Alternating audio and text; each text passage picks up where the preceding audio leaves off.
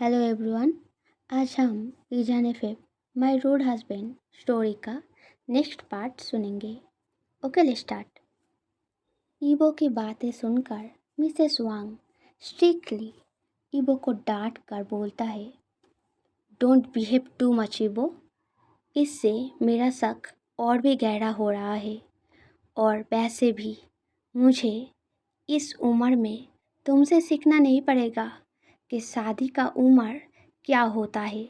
सो चुपचाप ऊपर अपने कमरे में जाओ। उन लोगों के आने के बाद मैं बाइलू को तुम्हारे कमरे में भेज दूंगा। उसके साथ अच्छे से पेश आना। मुझे कोई कॉम्प्लेन नहीं मिलना चाहिए, समझे?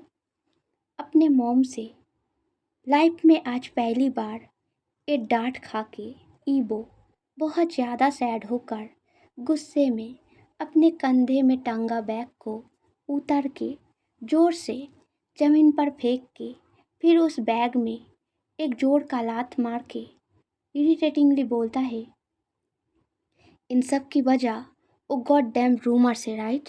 ओके फाइन, आपको जो ठीक लगे वो करिए। जब मेरे मर्जी का कोई वैल्यू नहीं है देन फॉरगेट इट। ऐसा बोलकर ईबो तेजी से सीढ़ी से चढ़ते हुए ऊपर अपने कमरे में जाकर धड़म से रूम का दरवाज़ा लॉक कर देता है। वही दूसरी ओर जाओजन कॉलेज में पहुंचकर हर जगह नजरें घुमाकर ईवो को ढूंढता रहता है, पर जब पूरे दिन में एक बार भी वो ईवो को नहीं देख पाया तब वो बड़े ही उदास होकर चुपचाप अपने घर चला जाता है। घर पे काम करते वक्त भी उसका मन बार बार बहक कर ईवो के फेस, बिहेवियर एंड बातों पे खोए जा रहा था। इसी उदास खोए खोए मन में वो खाना बनाने के लिए चाकू से सब्जी काट रहा था, पर ध्यान न देने के कारण उसका एक उंगली थोड़ा डीप कट जाता है, जिस कारण जाओजन दर्द से बहुत जोर से चीख उठता है। उसका चीख सुनकर जाओजन का कहा मान के कुछ दूर फ्लोर पर बैठ के अपना स्कूल होमवर्क करता चिंगसी दौड़ के उसके पास आकर बोलता है, क्या हुआ काका? क्या तुम्हारे पेट में फिर से पेन हो रहा है? क्या मैं पास वाले आंटी के घर से फ़ोन मांग कर मम्मा को फ़ोन करके बुलाऊं? ये सुनकर जाओजन अपने काटे बहुत ज़्यादा ब्लड बहते उंगली को पकड़ के बोलता है, नहीं, मम्मा को बुलाने की ज़रूरत नहीं है, बस थोड़ा सा कट गया है, पानी से धो लेने से ठीक हो जाएगा। ये सुनकर चिंगसी जाओजन के चोट लगे हाथ को पकड़ के ब्लड बहते काटे उंगली की तरफ अच्छे से देखते हुए बोलता है, नहीं, ऐसा करने से ये चीज़ ठीक नहीं होगा। मैम ने बोला है अगर किसी को ऐसे चोट लगे तो वहाँ पे बैंडेज करना चाहिए, वरना इन्फेक्शन हो सकता है। ये सुनकर जाओजन सरप्राइज होके मुस्कुरा के बोलता है, तुमको ये सब कैसे पता? बिल्कुल डॉक्टर्स के जैसे बातें कर रहे हो। जाओ जाकर होमवर्क फिनिश करो, मैं इसको देखता हूँ। ऐसा बोलकर जाओजन चिंगसी के हाथ से अपने हाथ को छुड़ाकर बेसिन के तरफ जाने लगता है। तभी चिंगसी दौड़कर बेडरूम के अंदर से एक मेडिसिन, क्रीम एंड बैंडेज ले आकर बेसिन में हाथ धोते जाओजन का हाथ पकड़ के खींचते हुए वेरी स्ट्रिक्टली बोलता है, तुम आओ मेरे साथ, तुम बहुत लापरवाह हो। मम्मा आने के बाद उन्हें बोलकर तुम्हें डांट खिलाऊंगा। इस चीज़ को मेडिसिन लगाकर बैंडेड करना होगा, वरना बहुत बुरा होगा, ऐसा मैम ने बोला है। मैंने तुमको बोला, पर फिर भी तुम सिर्फ ऐसे ही पानी से धोकर ट्रीटमेंट कर रहे हो। ऐसा बोलते हुए चिंगसी बेरे गुस्से में जाओजन का हाथ खींचते हुए उसके होमवर्क वाले जगह पर ले जाकर फ्लोर पर जाओजन को बिठा के फिर हाथ में पकड़ा मेडिसिन जाओजन के काटे उंगली में लगाने जाता है।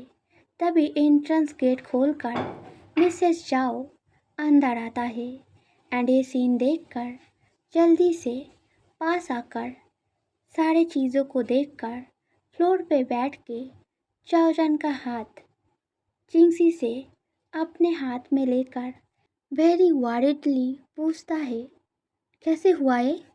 क्या चाकू से कट गया? कितनी बार बोला है, रात का खाना मैं आकर बना दूंगा, बट मेरी बात तुम सुनते कहाँ हो? अब देखो क्या हो गया, कितना ज़्यादा कट गया, खून रुकने का नाम नहीं ले रहा है। चलो डॉक्टर के पास चलते हैं। ऐसा बोलकर मिसेस जाओ चाओजन को लेकर उठ खड़ा होने जाता है। तभी चाओजन मना करते हुए मुस्कुरा के बोलता है, इतनी सी चीज़ पर डॉक्टर के पास रिच पर्सन जाते हैं, हमारे जैसे गरीब लोग नहीं। ये सुनकर मिसेस जाओ सरप्राइज होके चाओजन को डांट लगाकर बोलता है, क्या बोल रहे हो? ये इतना सा चोट है, एंड ऐसे बातें तुमने सीखा कहाँ से? क्या तुम इतना बड़े हो गए हो जो ऐसे घुमा फिरा कर बातें करना सीख गए? अपने मम्मा से डांट खाकर जाओजन पाउटी सा फेस बनाकर सैड वॉइस में बोलता है, पर जब आपको चोट लगता है आप तो हमेशा यही बोलते हैं ना। ये सुनकर मिसेस जाओ एकदम से जाओजन के चीक पर प्यार से हाथ फिराकर समझाते हुए बोलता है, मम्मा का एंड तुम्हारा बात अलग है बेटा, मुझे इन सब की आदत है। एंड वैसे भी तुम्हारा चोट देखो कितना गहरा है, सही से इलाज करवाना होगा। चलो डॉक्टर के पास चलते हैं। ऐसा बोलकर मिसेस जाओ चिंगसी को कुछ बोलने के लिए मुंह घुमाता है। तभी चाओजन फिर मना करते हुए बोलता है, डॉक्टर के पास जाने की ज़रूरत नहीं है मम्मा, मुझे कोई पेन नहीं हो रहा है, आप प्लीज़ चिंता मत कीजिए, मैं ठीक हूँ। ये बात सुनकर मिसेस चाओ गुस्सा होकर बोलता है, तुम ऐसे जिद क्यों कर रहे हो? पहले तो वैसे नहीं थे, अचानक से तुम्हें क्या हो गया? मामा के हर एक बात को टाले जा रहे हो, ऐसा क्यों कर रहे हो बेटा? चाओजन अपने मम्मा का हाथ पकड़कर कॉम्प्लेन करते हुए प्लीडिंगली बोलता है, मैं आपके बातों को टाल नहीं रहा हूँ मम्मा, बस मुझे डॉक्टर के पास नहीं जाना। प्लीज़ मम्मा, मुझे डॉक्टर के पास नहीं जाना, आप प्लीज़ मेरे बातों पर यकीन कीजिए। ये चोट सच में ज़्यादा गहरा नहीं है, थोड़ा सा मेडिसिन लगाकर बैंडेज करके रखने से ठीक हो जाएगा। प्लीज़ मम्मा, मैं डॉक्टर के पास। बस जाओजन ने इतना बोला ही था कि तभी मिसेस जाओ जाओजन के बातों को काट कर बोलता है, बस और बोलने की ज़रूरत नहीं, मैं समझ गया, ठीक है, डॉक्टर के पास नहीं ले जाऊंगा, पर मेरा एक शर्त है कि तुम आज से लेकर ये उंगली का चोट पूरी तरीके से ठीक हो जाने तक कोई काम नहीं करोगे, खास करके सब्जी काटना, खाना पकाना एंड बर्तन धोना, इन सारे कामों से तुम दूर रहोगे, समझ गए? ये बात सुनकर चाओजन जल्दी से मना करते हुए बोलता है, पर मम्मा, चाओजन ने इतना बोला था।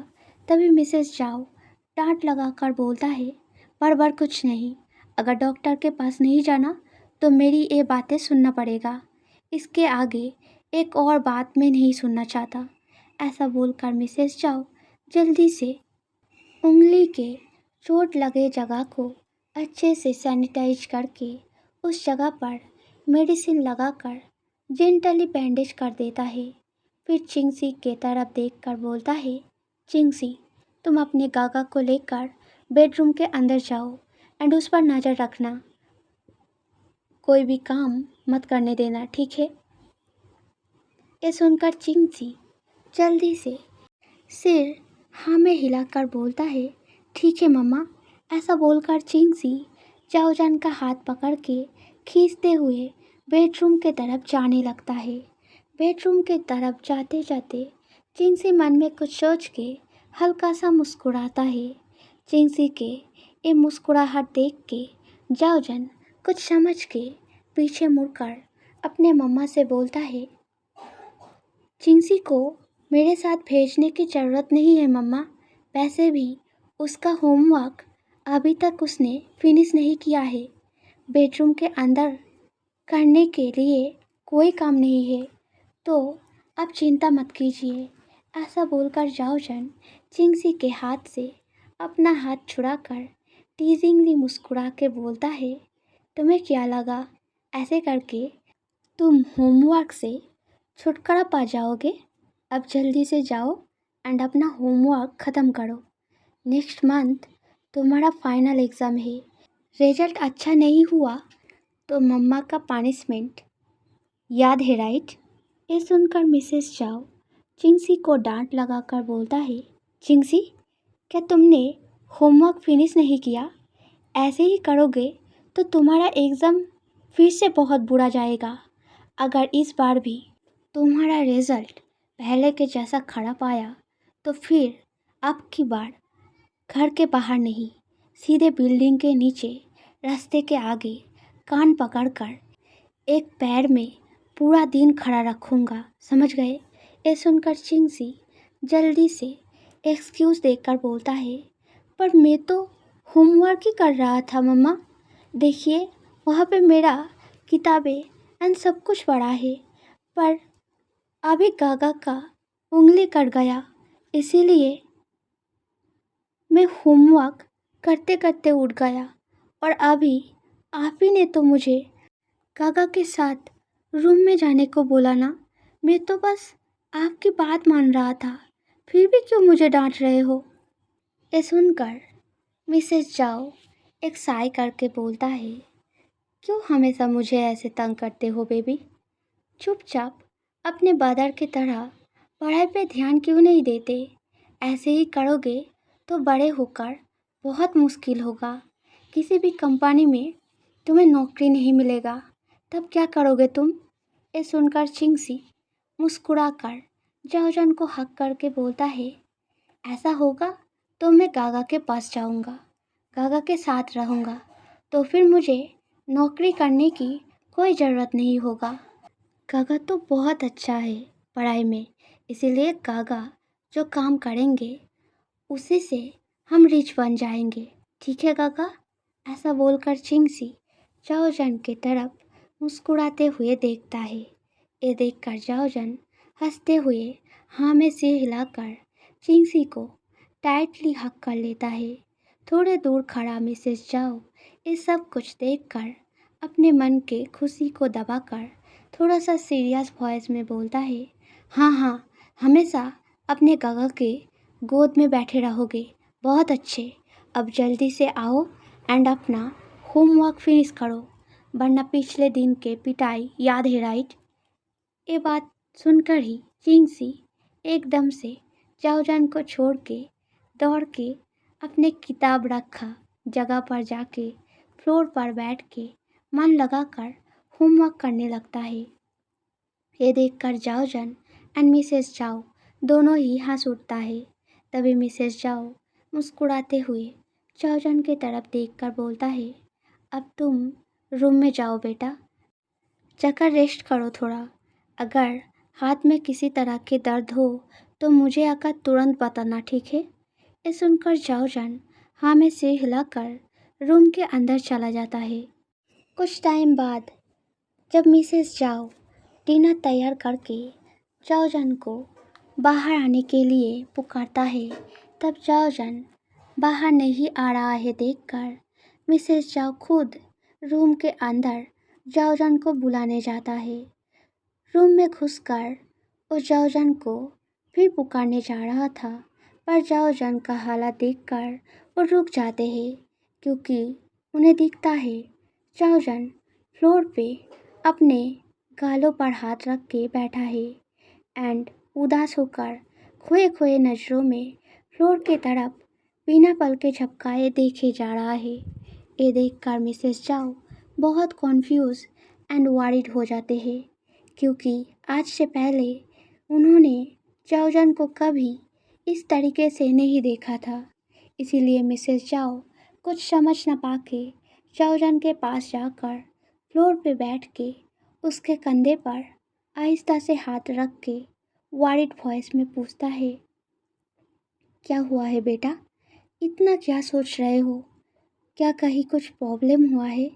तुम चाहो तो मामा को बोल सकते हो, फिर शायद तुम्हारा प्रॉब्लम ठीक हो जाए। ये सुनकर जाओजन अपने थॉट से बाहर आकर हिचकिचाहट भरी वॉइस में वही फ्लोर की ओर देखते हुए ही मिसेस चाओ से बोलता है, मम्मा, अगर मैं किसी लड़के से प्यार करूं तो फिर क्या आप मुझसे नफरत करेंगे? ये सुनकर मिसेस चाओ एकदम से शॉक्ड होकर फिर अपने वॉइस को थोड़ा नॉर्मल करके बोलता है, शायद नहीं, क्योंकि तुम्हारे 14-15 साल के उम्र से जब तुम्हें फर्स्ट पीरियड हुआ था तब से मैंने तुमको एक लड़की सोचकर ही पाला है। इसीलिए बहुत सी चीज़ें जो हमारे दुनिया के लोग एबनॉर्मल मानकर ठुकरा देते हैं वो मैं वेरी इजीली नॉर्मल मानकर स्वीकार कर लेती हूँ। तो अगर तुम फ्यूचर में किसी लड़के से प्यार करो एंड उसके साथ एक हैप्पी कपल के तरह रहना चाहो तो मैं उसको स्वीकार कर लूँगा, पर तुम्हें सोच समझकर कदम बढ़ाना चाहिए। आगे का इंसान जिसको तुम प्यार करते हो उसे ब्लाइंडली ट्रस्ट करने से पहले तुम्हें उसको अच्छे से जानना होगा, उसके अंदर के इंटेंशन को पूरी तरीके से समझना होगा, उसका प्यार तुम्हारे तरफ सच्चा है कि नहीं परख करना होगा।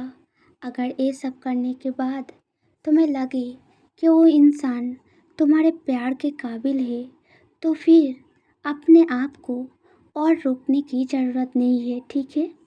ऐसा बोलकर मिसेस जाओ जाओजन के फोrehead पर एक लविंग किस करता है एंड फिर उसका हाथ पकड़ के खड़ा होते हुए बोलता है, अब चलो, डिनर तैयार हो गया है। सारा खाना फिर ठंडा पड़ जाए उससे पहले खा लेना चाहिए, वरना तुम्हारा नक्सरी बहन बासी खाना बोल के चिल्लाएगा। ये सुनकर जाओजन मुस्कुरा उठ के खड़ा होकर अपने मम्मा के साथ बेडरूम से बाहर खाने के लिए चला जाता है। वही दूसरी ओर ईवो के रूम के बाहर एक मेड बहुत ही घबराहट के साथ दरवाजे पर नॉक करते हुए बोलता है, मास्टर ईवो, प्लीज़ बाहर आइए, मैडम नीचे डाइनिंग टेबल पर आपका इंतज़ार कर रहा है। मेड ऐसा बोल रहा था तभी रूम के अंदर से ईवो वेरी रूडली बोलता है, गेट लॉस्ट। अगर फिर एक बार नॉक किया देन मैं बाहर आकर तुम्हारा हाथ तोड़ दूंगा, समझ गए? Don't you dare to disturb me again, वरना you know my nature right. ये सुनकर बाहर खड़ा मेड बहुत ज़्यादा घबरा जाता है, पर मालकिन की बात न टाल पाने की वजह से स्टार्टलेटेड वॉइस में प्लीड करते हुए बोलता है, पर मास्टर, मैडम ने बोला है आपके ना आने तक वो कुछ नहीं खाएंगे। स्टोरी अच्छा लगा तो लाइक, सब्सक्राइब, कमेंट करना। मिलते हैं नेक्स्ट वीडियो में। Okay, bye bye.